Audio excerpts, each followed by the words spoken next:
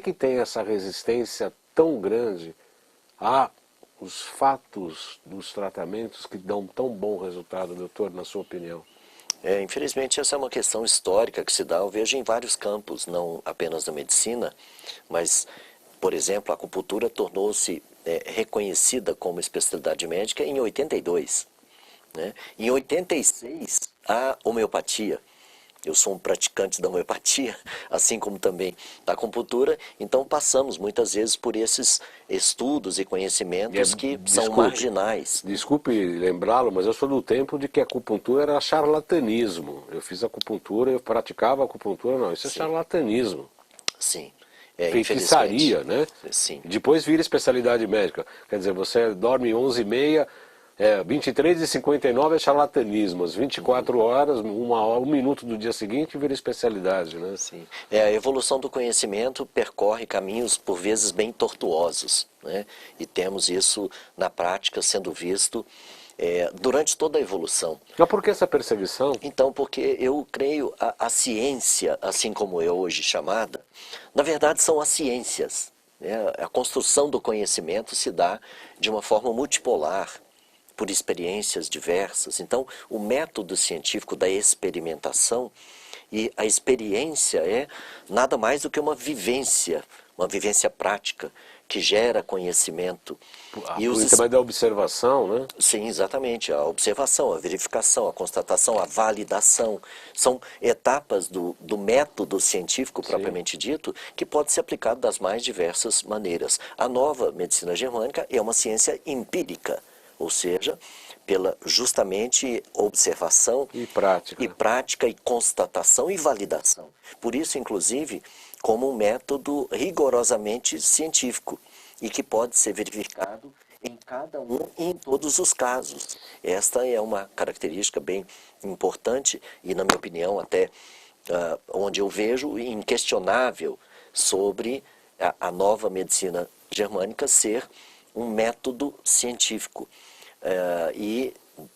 Hammer, segundo eu tive conhecimento, era ele próprio uma pessoa extremamente cética.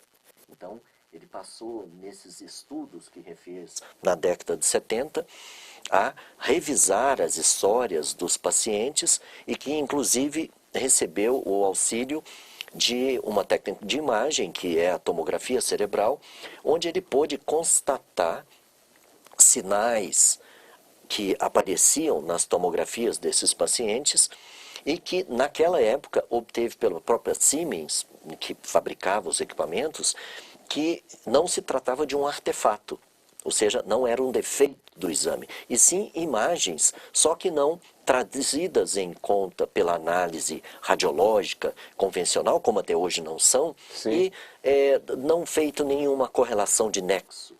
Pois há um nexo, e que é bem estabelecido naquela condição que ele denominou como foco de Hammer, que são imagens circuncêntricas, anelares, que aparecem nestas áreas de comando cerebral e que estabelecem justamente um parâmetro da primeira lei de Hammer, que é a chamada lei férrea de todas as enfermidades. Na verdade, no início do câncer e enfermidades equivalentes. Então, ele por si próprio descobriu e depois verificou no estudo de outros pacientes, ele teve uma condição bem sucedida. No entanto, a mulher veio falecer um tempo depois, ela não sobreviveu. Ele, no entanto, como eu disse, evoluiu felizmente, trazendo-nos esse legado de conhecimento e que evoluiu a partir dessa primeira lei que estabelecia a identificação de uma tríade, de um conjunto simultâneo de reações dadas situações de um chamado conflito, ou seja, uma situação inesperada, súbita, inédita, dramática, às vezes vista até como sem solução, e que nesse momento disparava a partir da percepção uma ação em um dado ponto, localização no cérebro e o seu órgão, função, segmento correspondente. Então, essa é a primeira lei. Essa é a primeira lei.